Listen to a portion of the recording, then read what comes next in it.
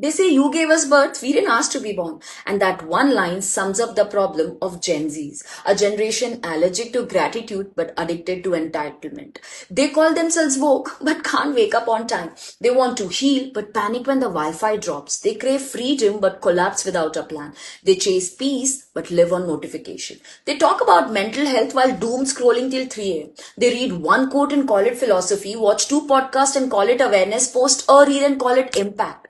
They want money without mastery, fame without failure, love without loyalty. They call discipline toxic, laziness self-care, and gossip therapy. They call boundaries maturity, but it's mostly avoidance with branding. They call rebellion individuality, but somehow all look the same on Instagram.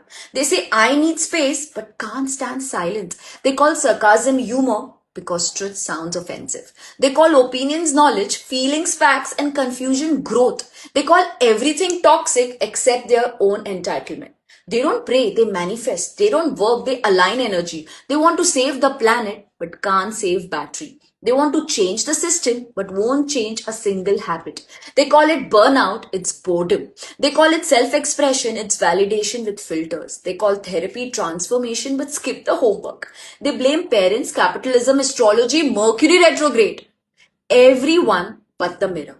They are the loudest online and the quietest when it's time to show up. The most expressive online and the least consistent. The most connected online and the most disconnected from reality.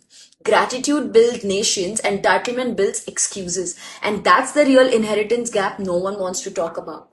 And maybe that's the real epidemic, not anxiety, not burnout, but the inability to say thank you. Because the moment you do, you'll remember what generation truly means. To carry forward, not cancel, to build upon, not break down, to honor where you came from while creating what's next. So go ahead, call this a rant, call it old school, call it cringe if you want.